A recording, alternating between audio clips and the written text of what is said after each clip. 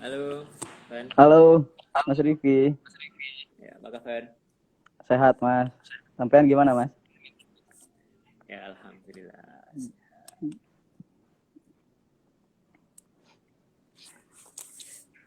Ini posisi di mana sekarang?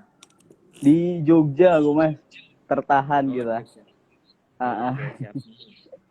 Kalau kamu bedanya kalau kamu di Jogja Mm-mm. Utara, aku di Jogja Selatan. Nah, itu dia. Utara Oke, dan siap. selatan ya. Boleh, siap, Mas. Mm. Oke, sebelumnya nih mau aku buka dulu. Nanti Oke. sebelum kita mulai ngobrol. Sebelumnya selamat sore teman-teman semuanya. Kembali lagi sore ini dalam acara TM Share volume ke 8 nih sekarang. Ini kembali lagi dengan saya, Rifki, selaku host di sini, Teras Mitra. Dan bersama saya sekarang udah ada Banu, ini salah satu founder dari Semau Muda. Benar ya, Banu? Ya, iya, Mas. Nah, em, Semau Muda ini adalah salah satu kelompok yang lolos seleksi dari program BDT, Belajar dari Timur. Ini adalah tema kita pada hari ini juga.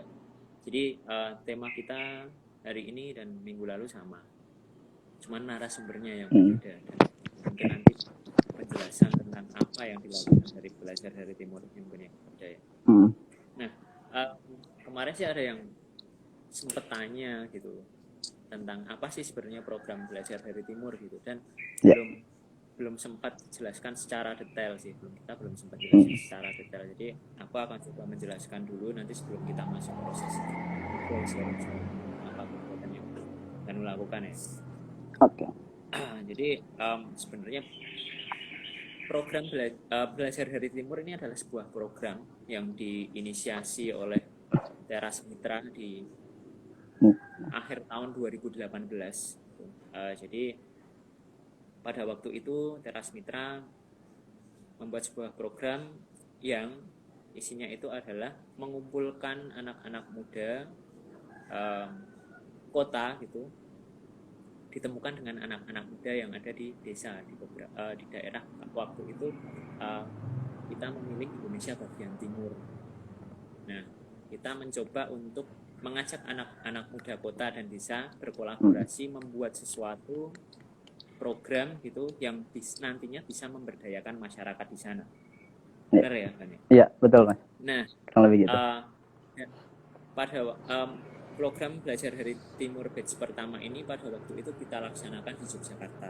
Jadi memang kebanyakan teman-teman anak-anak muda yang apply istilahnya mendaftar itu adalah anak-anak muda dari Yogyakarta atau Yogyakarta. yang stay di Yogyakarta gitu. Nah, Banu ini, Banu dan Semau Muda, Banu dengan Semau Mudanya ini adalah salah satu kelompok dan orang yang terpilih untuk menjalankan program ini.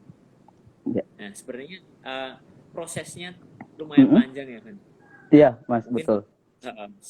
hingga akhirnya Banu uh, menjalankan programnya dari ide-ide yang sudah Banu buat gitu bersama tim gitu ya. Jadi Ya. proses untuk menuju ke sana itu Mm-mm. lumayan panjang. Mungkin bisa diceritakan. Yang pertama adalah dari mana nih sebenarnya Banu dapat informasi tentang program ini pada waktu itu. Mungkin Program bisa BDT ini, Mas ya. disampaikan secara singkat, terus habis itu Mm-mm. coba cerita dong alurnya seperti apa sebelum nanti Mm-mm. kita masuk ke. Oke, oke. Oke, sebelumnya halo Mas Rifki, teman-teman semuanya juga yang udah nonton. Jadi awalnya tuh kalau aku tahu program BDT ini sebetulnya justru tahunya dari Nanda gitu Mas.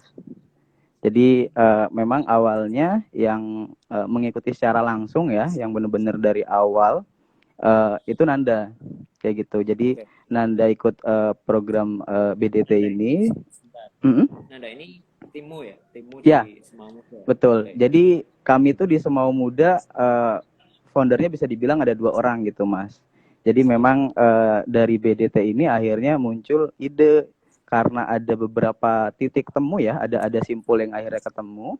Kayak misal Nanda kan dia konsen di masalah pangan dan kewirausahaan kayak gitu ya. Nah, sedangkan Oke. aku ya mungkin bisa dibilang agak sedikit concern lagi dengan masalah lingkungan dan sosial kayak gitu. Hmm. Jadi akhirnya ketemu tuh simpulnya kaitannya masalah pangan, lingkungan, kewirausahaan dan sosial. Jadi makanya kami bentuk komunitas Semo Muda. Gitu sih Mas kalau untuk sejarah awalnya saya tahu BDT itu kayak gimana. Oke. Gitu. Lanjut. Ya, suara saya terdengar ya? Terdengar nggak Mas? Jelas. Oke. Lanjut ke mungkin bisa cerita ke prosesnya nih, proses perjalanan BDT ini seperti apa sih? Awalnya Mas ya. Jadi memang kan yang cukup memakan waktu itu pas kita masih ngegodok ide gitu ya. Jadi masih gagasan-gagasan awal yang liar kayak gitu. Nah, tapi memang untungnya di program BDT itu dulu kami sempat difasilitasi jadi ada fase namanya inkubasi gitu. Jadi kami dikumpulkan dalam satu waktu dan satu tempat untuk kita sharing banyak sebetulnya di situ. Jadi dari teman-teman Teras Mitra dan mungkin pemateri pada saat kegiatan inkubasi itu akhirnya kita dapat insight baru gimana caranya melihat akar permasalahan terus menurunkannya menjadi sebuah program yang bisa dijalankan kayak gitu-gitu sih Mas. Jadi prosesnya memang cukup panjang dan setelah itu kami akhirnya ada riset awal ya di planning grant itu. Jadi di riset awal itu ya kami langsung ke lokasi di situ. Jadi langsung ke lokasi karena lokasinya memang sudah ditentukan. Pada saat itu akhirnya kami memilih lokasi yang di Semau. Kayak gitu. Nah, jadi kami memilih lokasi di Semau. Semau betul. Itu, Semau itu pulau kecil di sebelah baratnya Pulau Timur atau di kota Kupang itu ada pulau kecil di sebelah baratnya di situ. Di situ. Jadi dari planning grant itu akhirnya idenya yang awalnya masih sangat mentah gitu itu mulai dimatengkan sih. Akhirnya mulai bener-bener dapat nih mau kayak gimana sih sebetulnya objektifnya apa gitu Mas. Kalau sampai akhirnya dapat ide pelaksanaan programnya itu arahnya mau kemana sih, yang akhirnya itu kan kita sesuaikan lagi kan, maksudnya dengan visinya sih komunitas kami tuh kayak gimana gitu. Dan memang ya akhirnya ketemu gitu. Oke. Akhirnya ketemu dan kalau nggak salah memang pada waktu itu program yang kalian lakukan itu berhubungan dengan sorghum ya, tanaman sorghum. Iya, betul, tanaman pangan sorghum. Tanaman pangan sorghum, oke. Iya. Menarik. Mungkin belum banyak orang yang tahu tentang sorghum gitu. Iya. Ya, saya tahu tapi tidak tahu secara detail sih. Mungkin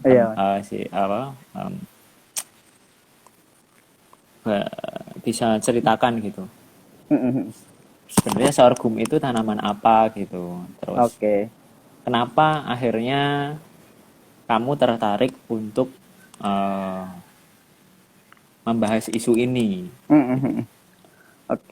Jadi kalau mungkin aku bisa cerita dari awal akhirnya tertarik untuk di sorghum gitu Mas ya. Kenapa akhirnya kita ngambil komoditi boleh. atau isu sorghum gitu Mas ya. Jadi memang begitu kita riset pertama di lapangan itu yang planning grant, Semau itu kan karakter pulau-pulau kecil gitu Mas ya. Jadi di mana iklimnya itu kayak semi arid atau semi ringkai, jadi yang curah hujannya kecil, cenderung kering lokasinya kayak gitu. Dan juga secara geologi itu memang kondisi tanahnya nggak sesubur di Jawa, dalam artian kayak dia tuh tanahnya tipis gitu Mas. Jadi sebetulnya karakternya hampir sama kayak di Gunung Kidul. Di situ. Nah, terus bebatuan gitu ya berarti. Betul. Jadi kayak dalam satu bentang lahan gitu. Betul, di tengah-tengahnya akhirnya ada batu selang-seling kayak gitu-gitu. Nah, terus begitu ke sana memang akhirnya kami di riset awal itu banyak cerita terkait masalah kondisi pangan di sana kayak gimana kayak gitu. Nah, di sana kami akhirnya mulai menemukan cerita-cerita menarik sih Mas sebetulnya tentang sorghum. Di sorghum. Jadi dengan bekal awal informasi atau pengetahuan tentang sorghum yang masih minim sebelumnya, begitu ke lapangan, riset di lapangan itu akhirnya informasinya makin kaya gitu. Jadi Oke. kalau dari cerita yang pernah aku dapat dari masyarakat lokal di sana, dulu tuh sorghum tuh jadi salah satu makanan pokoknya mereka awalnya Mas. Iya. Kayak gitu. Nah, cuman ketika sekitar tahun 80-an itu akhirnya mereka orang-orang mulai bergeser ke beras, ke padi. Iya. Kayak gitu. Ada beberapa faktor sih. Jadi salah satu yang dibilang tuh kenapa pada geser ke beras yang kutangkap karena kesannya orang yang makan apa namanya beras atau padi tuh dulu tuh gengsinya lebih tinggi kayak gitu. Jadi Oke. tingkatan gengsinya lebih baik lah, makanya akhirnya orang beralih ke sana. Cuman yang nggak bisa dipungkiri adalah dengan kondisi karakter pulau yang seperti tadi itu sebetulnya kurang cocok gitu, kurang sesuai kayak gitu kan. Iya. Nah, jadi memang akhirnya kita nanya-nanya lebih gali lebih dalam, nanya-nanya ke orang yang lebih paham, ketemu deh solusinya ya. Sebetulnya salah satu solusinya tuh di tanaman pangan sorghum itu gitu. Di situ Mas. Jadi mengembalikan kembali Betul. tanaman-tanaman asli sana gitu ya, yang Ah, ah. sebenarnya memang secara iklim itu mereka lebih bisa survive gitu dibanding Betul. tanaman-tanaman pendatang termasuk Iya. padi itu tadi ya. Iya, Oke, oke. betul gitu Mas. Nah, Oke, menarik. di situ tuh apa namanya? Akhirnya rasa ketertarikan atau rasa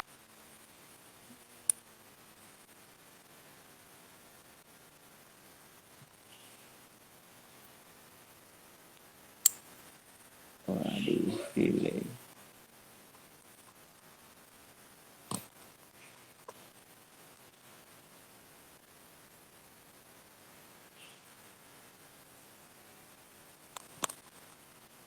Sepertinya punyanya Banu nih yang apa? Yang oke. Sepertinya coba saya undang lagi ya dari si Banu ini live view ya.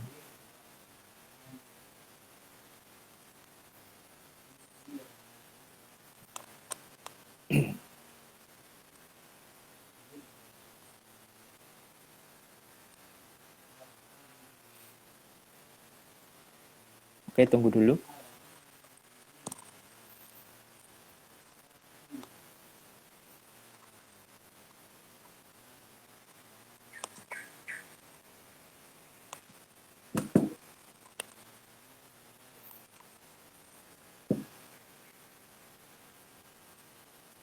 Ya, kita masih nunggu Banu untuk join lagi. Jadi sempat keputus gitu, mungkin karena kendala sinyal.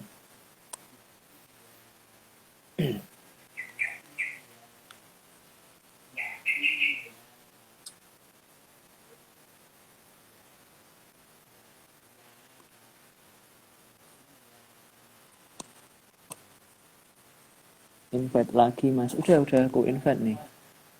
Dan oke, coba aku invite lagi ya. Oke. Halo Mas. Sip. Halo. Nggak tahu Sorry tadi. teman-teman. Ah, Tadi sempat keputus. Kenapa, Van? Tadi kok keputus? nggak tahu. Sinyal. Kayak tiba-tiba sinyalnya hilang gitu. Oke. Putus aja gitu tiba-tiba. Ya. Gitu. Ini udah lancar lagi sih. Oke, bisa dilanjut tadi ke tadi sampai mana ya? Ini kayaknya sampai akhirnya mulai kenapa Akhirnya mau memutuskan gitu ya. sorghum gitu Mas ya. Ya.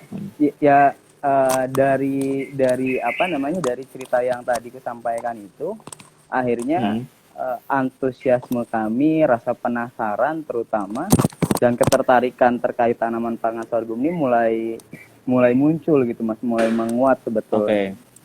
Di situ. Jadi di riset pertama setelah planning grant dimatengin lagi dengan konsultasi ke berbagai pihak, orang-orang yang lebih paham dari itu. Oke deh, akhirnya kami mutusin untuk program dari yang BDT ini kita Ya. memilih untuk mengambil komoditi sorghum gitu mas sebetulnya. Oke. Mm-mm. Ya, menarik sih ya. Maksudnya Mm-mm. jarang-jarang orang yang bisa paham nih tentang tanaman-tanaman Mm-mm. lokal di daerah itu. Nah, terus yang pengen ku tahu nih, Mm-mm. setelah dari proses riset itu akhirnya Mm-mm. kalian menemukan bahwa oh kayaknya ini sorghum nih yang akan kita Mm-mm. garap. Lalu turunannya maksudnya diturunkan dalam sebuah program itu bentuknya seperti apa? Pendampingan kah atau apa yang kalian lakukan di sana akhirnya? Eh, jadi kan karena tadi mas ya baik lagi ke latar belakang kaminya ya, aku sama Hmm, Nanda yang Nanda fokusnya di atau concernnya di masalah pangan dan wirausaha apa yang terkait lingkungan dan sosial, akhirnya ketemunya di oke. socio entrepreneur itu mas. Oke. Gitu. Jadi kami coba ngebangun kerjasama langsung dengan petani dan Hmm, komunitas yang ada di Pulau Semau itu untuk gimana kita caranya bisa kembali membudidayakan sorghum dan hmm, itu secara nilai ekonomi mereka bisa mendapatkan hasilnya kayak gitu mas. Jadi kalau aku ingat ada materi yang pernah disampaikan pas inkubasi di awal BDT itu, jadi ada istilahnya 4R ya untuk kerjasama antar komunitas ya, kerjasama ekonomi antar komunitas itu. Jadi ada rules, right, responsibility sama revenue. Nah itu yang prinsip-prinsip itu yang sekarang sedang coba kami jalankan, coba kami kerjakan dengan komunitas di sana kayak gitu. Jadi kami tuh kerjasama langsung dengan komunitas di Pulau Semau. Nah nama hmm. komunitasnya itu Dalen Mesa kayak gitu. Oke. Nah Dalen Mesa itu dia uh, punya kerjasama lagi juga sama ada 5 kelompok tani di Oh, di lokasi Pulau tepatnya Semau. ya, betul lokasi tepat di Pulau Hmm, Semau tuh kita untuk saat ini masih di desa Witiana namanya, tadi hmm. masih di satu desa kayak gitu ya. Harapannya ke depan mungkin bisa lebih berkembang, cuman untuk rintisan awal ini kita mulai di desa Witiana dan itu ada 5 kelompok tani yang akhirnya bergabung untuk kerjasama dengan komunitas Dalin Mesa Oke, kayak oke. gitu mas. Nah jadi kalau aku pas ngobrol di Semau itu kita menggambarkan secara sederhananya kayak ini sih mas, apa namanya, kita anggap ini kayak rantai motor gitu yang nyambung. Nah jadi Hmm, Dalen Mesa dengan kelompok tani di sana itu dia coba memperkuat, memperbaiki terkait di hulu. Nah kami hmm. mencoba menghubungkan mereka dengan pasar kayak gitu. Jadi Oke. Menarik. untuk branding Jadi proses, produk. oke, ha, ha. Ya, Mm-mm. lanjut, lanjut, lanjut. Oke, jadi untuk branding produk, strategi Hmm, marketing, eh, hmm, terus untuk masalah legalitas produk, izin dan hmm, sebagainya kayak gitu-gitu. hmm. Nah itu di 4R itu kita bagi-bagi gitu kan. Ini tanggung jawabnya Oke, Semau, ini tanggung jawabnya Dalen Mesa, ini tanggung jawabnya kelompok tani misalnya kayak gitu-gitu. oke, oke. Dan eh, kami pun mencoba setransparan mungkin sebetulnya sama teman-teman di sana. Jadi supaya kita sama-sama tahu. Jadi misal kayak di Dalen Mesa mereka butuh revenue berapa nih supaya komunitas bisa tetap hidup dan apa yang dijalankan ini tetap tetap jalan gitu ya, kayak rantai motor tadi itu sih mas sebetulnya. Jadi kalau misalnya Iya. ada satu Oh. bagian yang bermasalah, otomatis kan yang lain nggak bisa jalan ya gitu. Hmm, hmm. Jadi memang proses proses kolaborasinya di situ ya. Betul Jadi mas. kamu Ah, ah. sebagai pendatang gitu ya, Iya.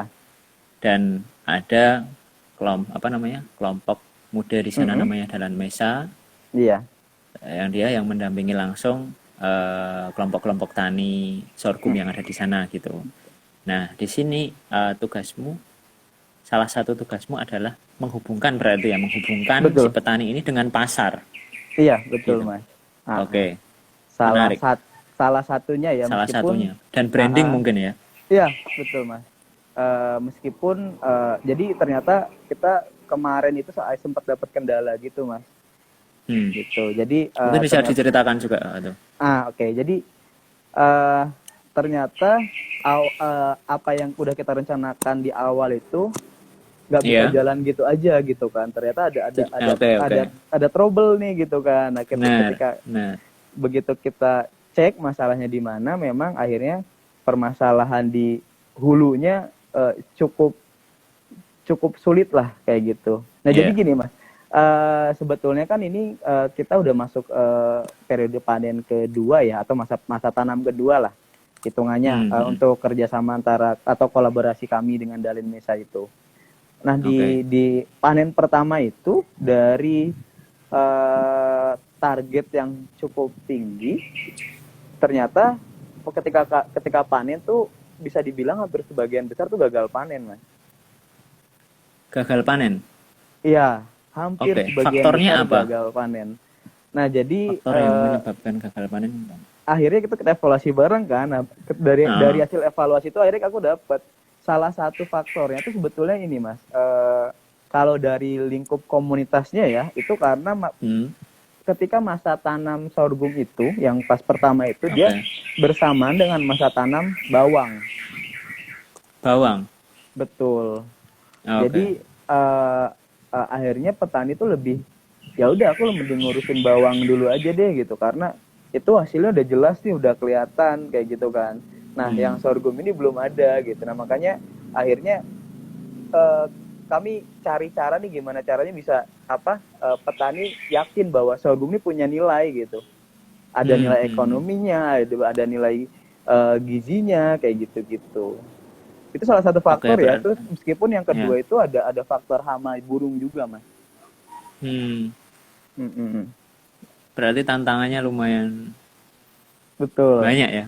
Iya. Ya, memang biasanya memang ketika kita sudah merencanakan sesuatu, memang di Mm-mm. lapangannya pasti ada yang Iya, miss lah, ada yang betul, Mas. ya gitulah. Jadi permasalahan pertama mungkin karena Mm-mm. Pak petani di sana sebenarnya belum belum yakin sebenarnya Iya. bahwa sorghum itu bisa menjadi istilahnya nantinya bisa menjadi penghasilan mereka yang Mm-mm. bisa menghidupi mereka sehari-hari mungkin ya Iya. gitu. Iya, betul. Jadi mungkin ada dua tanaman nih, bawang sama sorghum. Mm-mm. Karena yang bawang udah jelas gitu ya bisa Iya. menghasilkan, akhirnya si yang sorghum ini nggak dirawat gitu, akhirnya gagal panen, Iya, itu ya faktornya. Oke. betul, Mas. Oke. Terus ini sudah masuk periode kedua dan berarti Iya. sudah ada istilahnya kamu sudah melakukan apa ya? Sudah meyakinkan mereka lagi gitu bahwa Iya, ini sebenarnya potensial gitu dan betul. mungkin ini nanti akan saya bantu. Mungkin gimana? Bisa Oke. cerita itu. Eh, makanya, Mas, jadi setelah kondisi gagal panen yang pertama itu, salah satu Hmm. langkah yang kami lakukan adalah untuk periode berikutnya itu kami benar-benar data tuh. Jadi kayak ada dari 5 kelompok tani itu yang rata-rata satu kelompok tani sekitar 14 sampai 20 orang. Itu Hmm. kami benar-benar kami data. Jadi yang nanam sorghum Oke. itu nanti ada yang perorangan atau yang lahan kelompok, dan itu luasannya berapa kayak gitu. Hmm. Terus yang dia tanam varietasnya apa. Nah, Iya. itu jadi patokan kami untuk nanti akhirnya bisa menilai produktivitas salah satunya. Jadi dengan luasan sekian akhirnya dapat berapa sih kayak gitu kan. Nah, selain itu pas di forum evaluasi itu kami balik lagi tuh akhirnya benar-benar menggencarkan tentang sorghum itu apa sih gitu. Karakter sorghum kayak gimana, keunggulan dia apa, itu akhirnya benar-benar kayak disosialisasikan lagi sebetulnya kayak gitu, Mas. Dan itu nggak cuman Oke. sekali, itu ada sampai dengan 3 forum kalau saya ingat tuh. Ketika di lapangan itu akhirnya kita bikin 3 Oke. forum itu untuk ketemu dengan kelompok tani yang ini, ketemu dengan kelompok tani yang ini, kayak gitu, Mas. Di Oke, situ. berarti kamu cukup Ah, lama ya di sana ya untuk iya, Mas. mensosialisasikan itu. Ah, ah. Betul Betul. sih, memang apa namanya ketika kita melakukan sesuatu gitu kita Mm-mm. juga benar sebenarnya harus paham dengan apa yang kita lakukan gitu. Maksudnya Iya, ketika Mas. Betul. petani di sana akhirnya menanam sorghum gitu, mereka Mm-mm. juga harus paham sebenarnya Iya. apa itu sorghum, terus habis Ah, itu keunggulannya apa sih iya. dibandingkan dengan tanaman-tanaman lain gitu. Itu yang kamu sampaikan Iya. dan akhirnya Mm-mm. mereka bisa paham gitu ya. Nah, Iya, terus betul. ketika kamu meyakinkan mereka gitu, maksudnya Mm-mm. ketika kamu meyakinkan mereka bahwa sorghum ini sebenarnya adalah potensial gitu Iya, dengan betul. beberapa aspek gitu. Istilahnya yang pertama dari lahan yang sangat Mm-mm. mendukung di sana gitu. Mm-mm. Terus habis itu dari pasarnya ada gitu kan. Iya. Potensial Mm-mm. pasarnya ada. Mungkin Mm-mm. sebelum kami meyakinkan mereka kan kamu juga harus yakin sendiri bahwa Iya, betul, Mas. aku tanya lebih ke pasar sih. Kamu Ah, ah. juga harus yakin bahwa Mm-mm. sebenarnya pasarnya ada gitu, ya Iya. kan? Mm-mm, Nah, betul. em, mungkin apa sih yang bisa membuatmu yakin gitu bahwa sebenarnya ini sorghum ini laku gitu? Isu apa yang Oke. sebenarnya diangkat gitu? Aku beberapa kali sih memang sempat melihat beberapa artikel gitu Mm-mm. bahwa memang sorghum ini sekarang sudah menjadi di kalangan tertentu ya, ini Mm-mm. sekarang sudah menjadi eh, pangan alternatif gitu, Betul. menggantikan nasi gitu, karena memang Mm-mm. mungkin beberapa kandungannya Mm-mm. Iya, itu eh, lebih bagus gitu, iya, betul, Mas. secara mungkin secara Ah, ah. vitamin atau apa mungkin Mm-mm. bisa dijelasin, Mm. bisa Oke. dijelasin. Kalau aku boleh ngejelasin sedikit tentang sorghum ya, akhirnya kan tadi Mas Hmm, ya, untuk meyakinkan ke mereka pun karena akhirnya kita perlu yakin dulu juga gitu ya, entah betul. itu tentang sorghumnya ataupun kira-kira prospeknya atau pasarnya kira-kira kayak gimana nih gitu kan. Iya. Nah, jadi Hmm, di awal itu memang kami akhirnya lebih banyak di riset seperti itu Mas. Jadi dari hasil-hasil oke. riset yang kami lakukan itu, uh, akhirnya kami dapat sebetulnya sorghum ini tanaman yang sangat potensial untuk dikembangkan, terutama di lahan-lahan yang marginal atau daerah-daerah kering di Indonesia, kayak gitu. Hmm, Uh, Selain itu juga sebetulnya kalau untuk varietasnya Mas ya, untuk saat ini tuh di Indonesia udah ada beberapa varietas unggulan. Jadi kayak semacam ada keris, badik, hmm. mandau, termasuk di dalamnya adalah kawali kayak gitu. Nah, Itu keunggulan jenis tanaman pangan, sorghum ya? iya, Tadi ya? varietas Oke. sorghumnya, iya, Varietas. betul. Nah, Oke. terus kalau keunggulan si sorghumnya ini sendiri Mas ya, sebetulnya seperti yang udah Hmm, kita ulas sebelumnya, dia tuh hmm. punya tingkat adaptasi agroekologi yang cukup luas kayak gitu. Oke. Jadi tahan terhadap kekeringan, terus uh, untuk terhadap penyakit dan hama, dan dia tuh Hmm. perlu input yang lebih sedikit dibandingkan tanaman pangan yang lain. Bahkan ada istilahnya gini Mas, kalau Oke. masyarakat Hmm. sana bilang tuh, petani sana bilang sorghum tuh bisa ditanam lepas katanya, kayak gitu. Tanam lepas tuh gimana maksudnya? Jadi tanam lepas itu, jadi kalau kalau menurut versinya mereka ya, jadi kayak si Hmm. benihnya itu cukup dilemparin aja, ya udah ditinggal nanti akan tumbuh dengan sendirinya. Tumbuh sendiri. Oke. Iya, kayak gitu. Jadi makanya bisa dibilang ini jadi salah satu alternatif pangan yang cukup potensial kayak gitu. Dan Hmm. dari hasil riset yang kami lakukan juga kan sebetulnya untuk masalah kesehatan nih Mas ya, terkhususnya untuk Hmm. masalah kesehatan kan, jadi Hmm. sebetulnya di apa namanya, di usus kita kan ada istilah bakteri baik kayak gitu Mas ya, ada probiotik gitu Hmm. ya. Hmm. Nah, Hmm. jadi sebetulnya probiotik ini dia punya pasangan makanannya gitu Mas. Jadi Oke. jadi kayak probiotik A itu ya dia makanannya cuma prebiotik A, nggak bisa makan yang B kayak Hmm. gitu.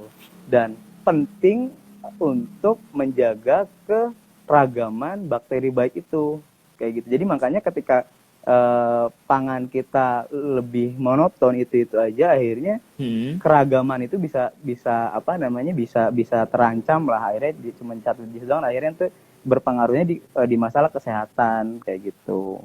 Oke. Dan sorghum ini jadi dia jadi salah satu alternatif karena ada kandungan di apa pati resistennya dia itu yang Hmm. dia jadi makanan buat bakteri baik yang ada di sus kita gitu sih Mas. Kalau Hmm. kaitannya sama kesehatan ya, ada cerita yang lebih menarik gini Mas sebetulnya. eh di Semau itu sendiri, begitu kita pas lagi riset di sana, jadi ada Hmm. satu keluarga gitulah yang istrinya tuh kena penyakit diabetes dan itu udah cukup parah gitu. Oke. Nah, terus si suaminya ini dia akhirnya entah dapat informasi dari mana atau pengetahuan dari mana, akhirnya dia nanam sorghum untuk dikonsumsi sama istrinya. Itu selama Hmm. kurang lebih 1 tahun. Jadi selama durasi 1 tahun itu, istrinya dikasih makanan pokoknya jadi sorghum terus kayak gitu kan, sampai Oke, akhirnya oke. itu bisa jadi sembuh total gitu mas. Oh ya, Iya, berarti itu menurut sakti ya cerita versi sorghum. mereka ya kayak gitu kan, makanya Ya. itu sih memang kalau kalau kalau mau dilihat secara mendetail gitu terkait kandungan Hmm. gizinya sorghum, ya bisa dibilang nggak kalah bagus kok gitu, bahkan di beberapa bagian dia jauh lebih baik gitu dibandingkan dengan Iya, benar. pangan yang lain gitu. Betul, betul. Ya, aku sempat pernah pernah dengar sih Mm-mm. tentang informasi itu bahwa sorghum ini untuk penderita diabetes gitu memang Betul. sangat dianjurkan untuk Mm-mm. dikonsumsi karena kandungan glukolinnya ya, atau apa Di sih? Glukolis apa sih? karbohidrat ininya lebih Karbohidratnya lebih lebih lebih kecil, rendah. lebih Lebih rendah. rendah. Oke, oke, oke. Ah, Oke. Berarti ya ini poin-poin pertama sudah terjawab mm-mm. sih sebenarnya. Maksudnya Ah, ketika membahas tentang pasar gitu. mm-mm. Istilahnya satu pasar sudah dapat kan berarti Iya, istilahnya betul. untuk kesehatan gitu. Ah, ah, Oke, oke, sangat menarik sih. ah. Ya, berarti kan sebenarnya memang sorghum ini adalah tanaman yang apa ya, yang memang pada zaman dulu itu sudah dikonsumsi sebagai makanan pokok gitu di Betul. mungkin beberapa daerah tertentu gitu, termasuk Mm. di Semau ya Isma. gitu. Terus mereka akhirnya tergusur oleh padi gitu. Betul ya. Ya, dulu dulu memang sempat ada program pemerintah Mm. untuk apa ya istilahnya penanaman padi Padi. secara massal ya, Masal. dan apa namanya dan ada beberapa jenis-jenis padi baru gitu Mm-mm. yang mungkin apa secara uh, proses tumbuhnya gitu lebih cepat, Lebih jadi cepat. mungkin Iya. secara perputaran ekonominya lebih cepat gitu, Lebih cepat. dan akhirnya si sorghum ini tersingkirkan gitu ya Iya, istilahnya. kurang lebih gitu. Padahal Mm-mm. secara kesehatan si sorghum ini lebih bagus dibanding si Mm. sorghum sebagai makanan pokok ini lebih bagus dibanding padi gitu kan. Iya. Oke, oke, oke. Terus itu untuk masalah untuk masalah pasar gitu. Kamu yakin Mm-mm. bahwa memang pasarnya ada? Berarti Iya, betul. untuk proses branding si sorghum ini berarti sudah berjalan ya? Sudah berjalan sebetulnya Mas. Jadi Sudah berjalan. Dan ya, berarti istilahnya informasi tentang masalah kesehatan itu mm-mm. bisa menjadi salah satu itu ya, salah satu branding kamu juga ya, Iya. salah satu bahan. Jadi ya betul. Bisa diceritain nggak apa namanya, maksudnya sudah sampai mana sih sebenarnya proses ini berjalan gitu? Tadi kamu sudah Oke. bercerita Mm-mm. proses pendampingan, Mm-mm. bahwa kamu sudah melakukan pendampingan di sana, Mm-mm. koordinasi dengan teman-teman yang ada di Semau gitu. Terus Mm-mm. tugasmu lain adalah pemasaran, dodolan Iya. gitu. Nah, Iya, ini sudah betul. sampai mana nih prosesnya? Jadi gini, ini sebagai contoh aja ya, sebetulnya kan Iya. akun IG yang aku pakai ini jadi Katia Sorghum ya, itu tuh jadi merek Hmm, hmm. dagang kami antara Semau Mulia Oke. dengan Dalen Mesa kayak gitu. Jadi memang kalau Oke. untuk branding, persiapan branding dan Hmm. materi-materi untuk publikasi gitu, beberapa Hmm. udah ready sih Mas. Itu memang udah siap untuk dipublikasikan. Nah, cuman memang yang jadi kendala sebetulnya di fase panen pertama kemarin, karena gagal panen akhirnya stoknya kan nggak ada tuh Mas. Ah, Nah kayak gitu, jadi itu akhirnya pun kami jadi ya udah, kemarin sempat memutuskan kita fokusin dulu ke hulunya aja dulu deh gitu, kita fokusin dulu di masalah produksinya, sambil yang marketingnya ini paling nyicil dikit aja, karena pun sebetulnya sebagian udah siap gitu kan, jadi ketika emang bahan Oke. baku ada itu udah bisa dijalanin sih sebetulnya gitu Mas. Oke, berarti memang sekarang kendalanya adalah ketersediaan bahan baku ya. Bahan baku sih sebetulnya Mas. Oke. Oke, menarik. Ah. Ini kita masuk ke, ini ada beberapa pertanyaan sih. Iya. Coba nanti aku bacakan, kamu coba bisa jawab. Iya.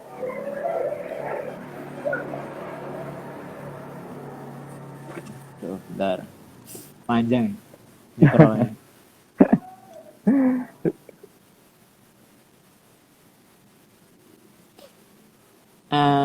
Pertanyaan pertama Mm-mm. ini,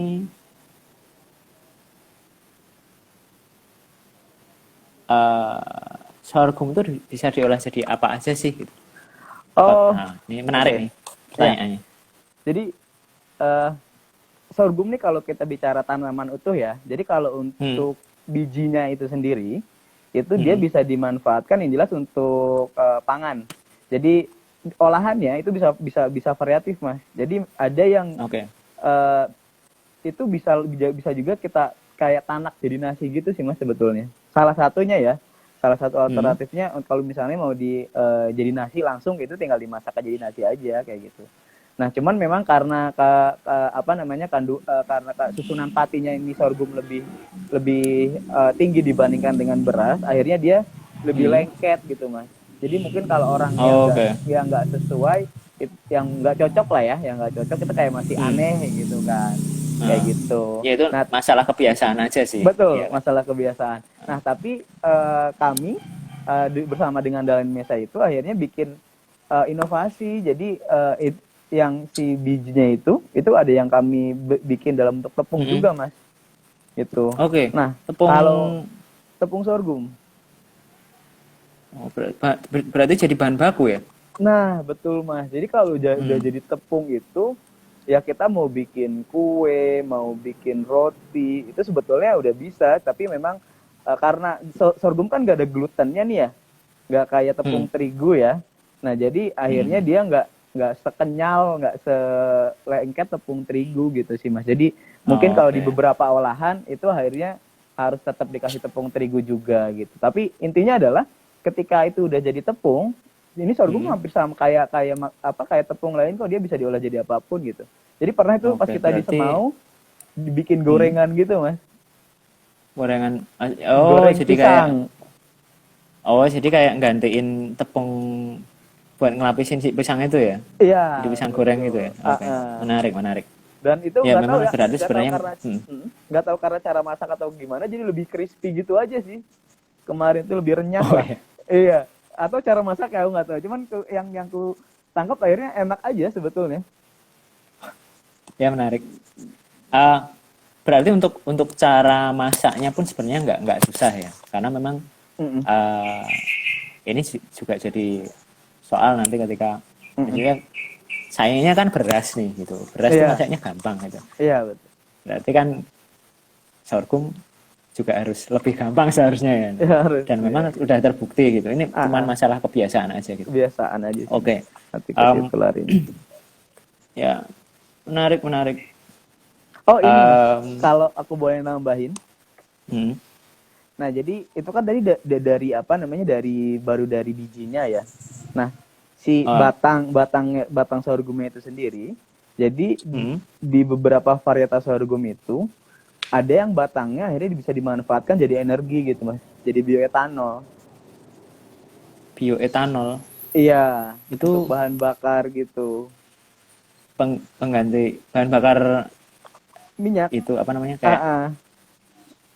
diesel gitu. Iya, kurang lebih gitu. Jadi kayak contohnya beberapa negara yang dia udah coba mengaplikasikan ya apa Hmm. namanya batang sorghum dijadikan bahan bakar tuh kayak di Amerika, Cina, India tuh mereka sudah coba mengaplikasikan itu. Oh berarti memang di negara lain Mm-mm. sorghum ini memang juga sudah dibudidayakan ya? Sudah dibudayakan dan sudah Sudah lumayan budidaya. banyak juga sebetulnya, Mas.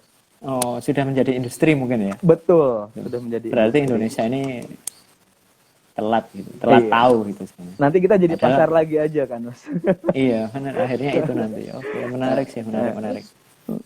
Em, aku dengar sih juga Ah, bahwa produk sorghum dari Semau ini juga mm, istilahnya kalian sudah apa namanya menjadi salah satu distributor tepung iya, sorghum di mm, salah satu resto di Jakarta gitu. iya, Mas. Resto resto organik gitu ya di Jakarta Iya, yang memang betul.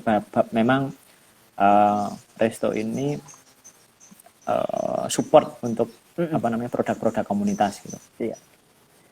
Berarti Eh, memang memang sudah ada ya sebenarnya sudah menemukan pasarnya gitu. Iya, Tinggal betul. yang PR-nya adalah tinggal masalah produksi gitu. Iya, di situ Mas.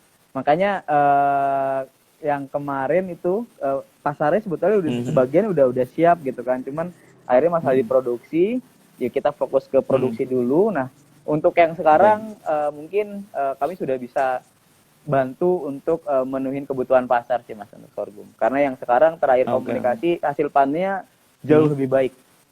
Gitu. Oke. Ya semoga bisa stabil sih ya Iya, betul Mas. untuk panen. Terus mungkin kalau misalnya ada pertanyaan bisa langsung ketik di kolom komentar, nanti saya bacakan buat teman-teman. Ini ada pertanyaan lain, coba scroll lagi ini.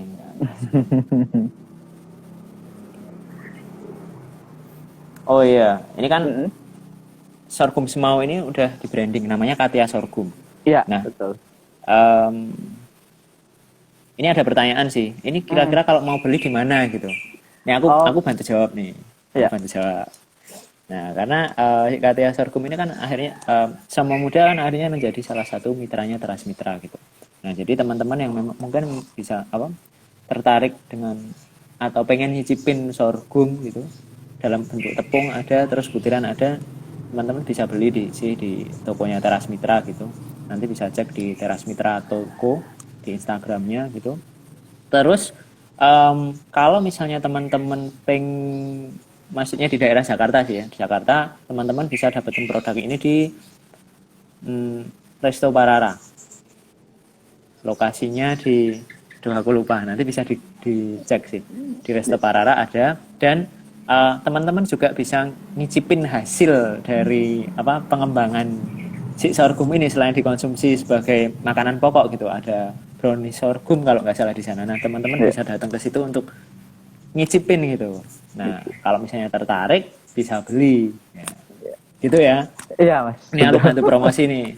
Makasih loh. Gitu. Nah, namun karena tapi memang untuk saat ini kita belum bisa untuk partai besar gitu belum bisa ya kamu ya, karena memang proses kendala produksinya masih istilahnya PR-nya masih diproduksi ya. Dan salah satu mungkin ya karena Semau, Jawa, Jakarta itu jauh gitu. Nah, ini salah satu kendala juga ya untuk pengiriman dan lain sebagainya. Mungkin bisa cerita juga nih.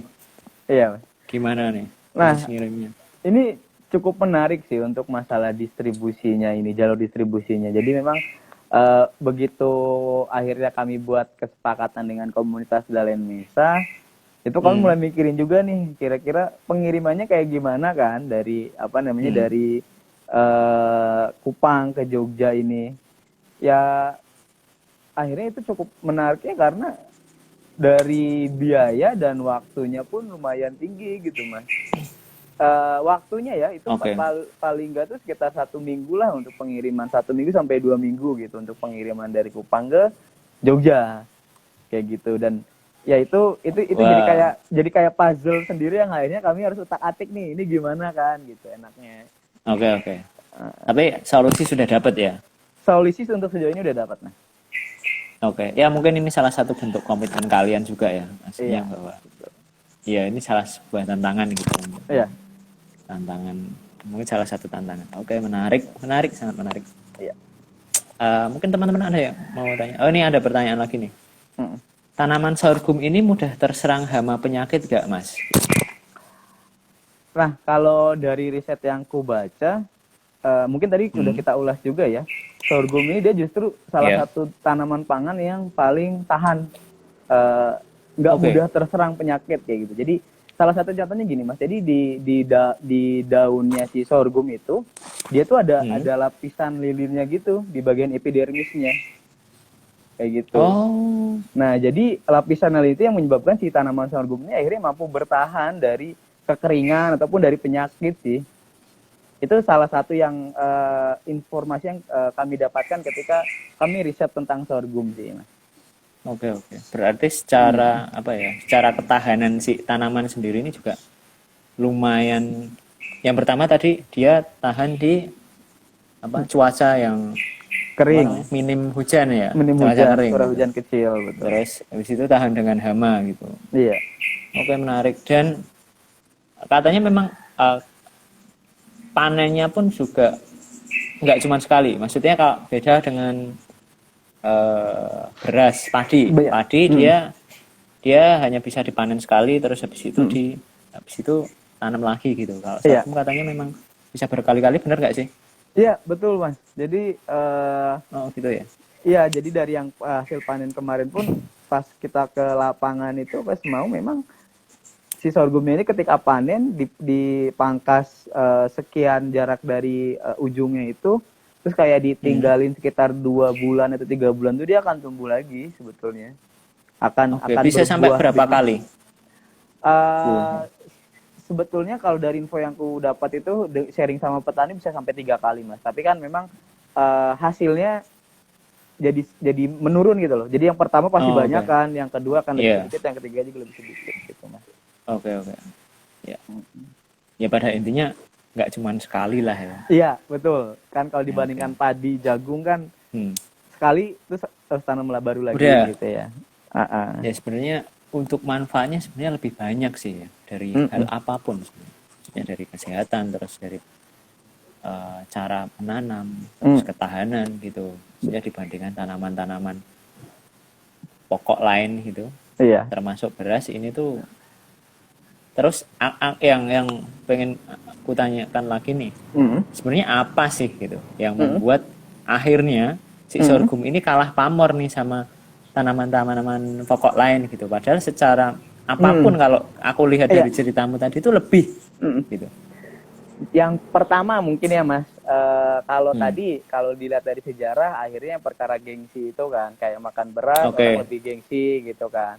Nah terus kedua dari segi rasa tuh, meskipun nanti kalau untuk rasa sebetulnya baik lagi ke ini Mas, ke cara mengolahnya dan siapa yang mengolah ya gitu ya.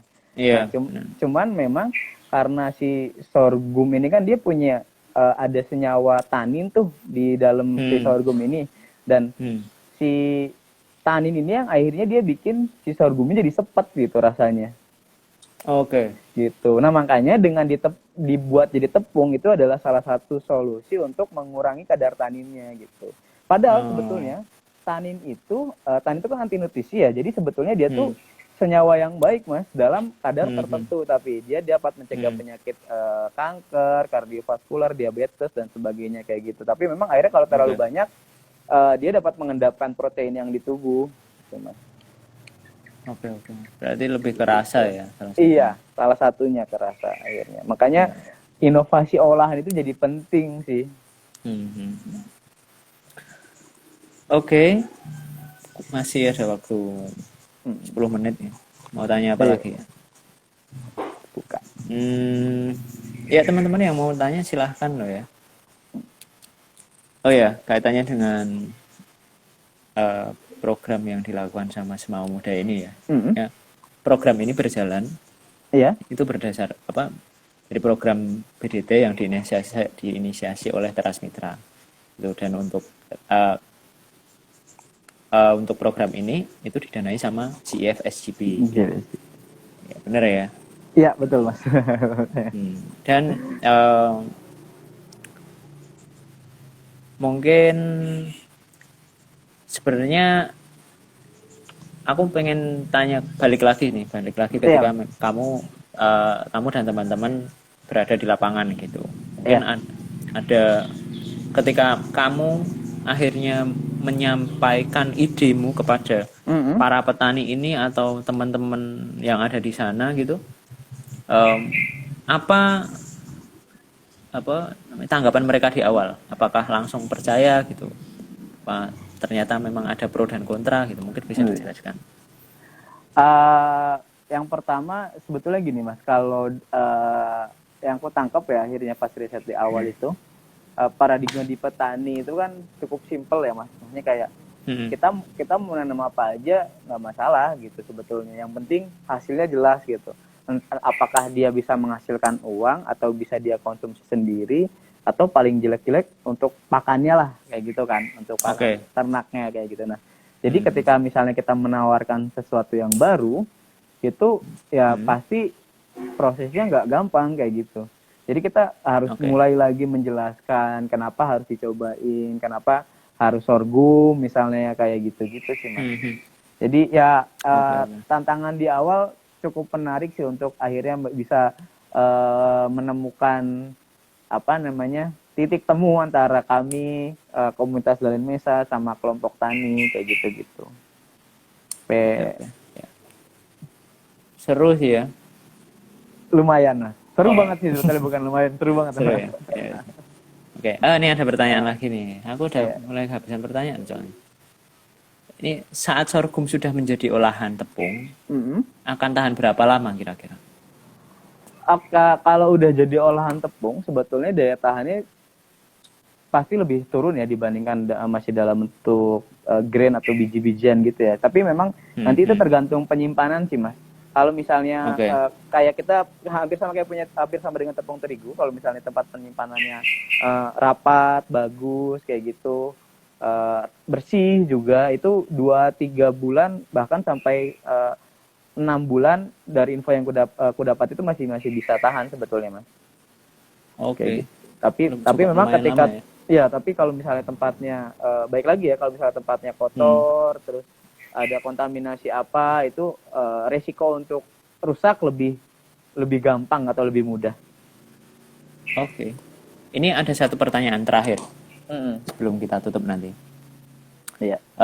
Selain produk tepung, produk apa lagi ya yang bisa dibikin dari bahan sorghum?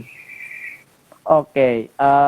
Ini tadi aku belum sebut ya. Jadi mungkin salah satunya ya, selain tadi kita udah bicara masalah energi, terus kalau udah tepung kan turunnya banyak ya, bisa dibikin bir sih Mas. Bir? Ya betul. Udah pernah nyoba? Belum. Belum. Kita lagi nyobain riset untuk bikin olahan produk-produk turunan gitu Mas. Lagi ada riset untuk arah ke sana, jadi pengen nyoba-nyoba lah gitu. Oke, menarik, banyak banget ya.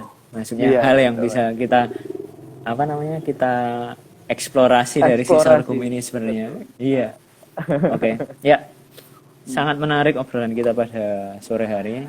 Sebelumnya makasih ya Ban ya. Ya, dan Mas, program ini memang masih berjalan ya. Program ini masih berjalan gitu. Masih berjalan. Dan memang tujuannya adalah nantinya si Katia sorghum ini akan menjadi sebuah brand yang jualan sorghum gitu ya. Iya. Jadi teman-teman bisa kapan aja bisa beli kapan aja bisa beli sorghum di sini. Jadi mungkin tadi dari obrolan kita bisa disimpulkan bahwa sebenarnya sorghum ini adalah tanaman sakti sih kalau menurutku ya. Yang enggak semua orang tahu. Hampir semuanya bisa dimanfaatkan gitu. Yang pertama, sorghumnya sendiri bisa dijadikan makanan pokok gitu dan mempunyai nilai gizi yang sangat tinggi gitu dibanding dengan makanan pokok yang populer pada saat ini. Itu yang pertama. Terus habis itu tadi ada informasi bahwa batangnya itu bisa dijadikan bioetanol yang itu dari informasi yang Banu dapat itu bisa menggantikan bahan bakar mesin. Dan itu sudah diteliti di beberapa negara termasuk di Amerika ya kalau nggak salah. Iya. Gitu. Terus daunnya sendiri itu bisa buat makan ternak nggak sih? Iya, betul. Bisa untuk makan ternak. Semuanya bisa dimanfaatkan dan maksudnya apa ya? Ya itu sakti lah. Gitu. Sakti. Jadi mungkin dari teman-teman yang belum pernah nyobain atau penasaran bisa coba rasanya seperti apa gitu, dan ini bisa menjadi salah satu alternatif pangan pengganti makanan pokok gitu, karena kita nggak akan tahu sampai sampai kapan makanan pokok saat ini beredar itu bisa sustain lama gitu kan. Nggak tahu cuacanya seperti apa gitu. Nah, dan ini adalah salah satu tanaman asli dari Indonesia ya, walaupun memang sudah dikembangkan di beberapa negara gitu. Kalau aslinya sebetulnya bisa dibilang dari Afrika sih Mas. Oh, aslinya dari Afrika malah? Aslinya memang dari Afrika, tapi akhirnya menyebar banyak yang yang jadi konsen itu maksudnya di kesesuaian dia atau tingkat adaptasi dia yang dapat tumbuh di daerah-daerah yang kritis atau marginal gitu. Oke, oh ini ada tambah nih sorghum atau cantel. Oh kalau di Jawa namanya cantel. Iya betul. Oke. Cantel. Oke, terima kasih Banu Siap. untuk sharingnya pada sore hari ini. Oh ya, setelah ini saya infokan, setelah ini kita ada kuis gitu. Kuisnya itu pertanyaannya itu dari hasil obrolan kita. Jadi informasi-informasi yang disampaikan sama Banu. Jadi dan ini ada hadiahnya cukup menarik. Teman-teman bisa ikut kuis ini. Nanti pertanyaannya akan kita sampaikan melalui Instastory. Banu bisa juga nyebarin ke teman-teman yang lain juga. Gitu. Oke, Mas. Terus ketika ada teman-teman yang belum lihat video ini, nanti bisa dicek di feed Instagram kita. Nanti akan masuk di IGTV gitu. Oke, makasih Banu buat informasinya. Mas Rifki. Sampai ketemu di lain kesempatan juga. Terus sampai ketemu juga di TM Share selanjutnya gitu. Selamat sore, salam sehat Indonesia. Salam sehat. Selamat sore Mas Rifki. Pangan lokal ya. Pangan lokal. Oke.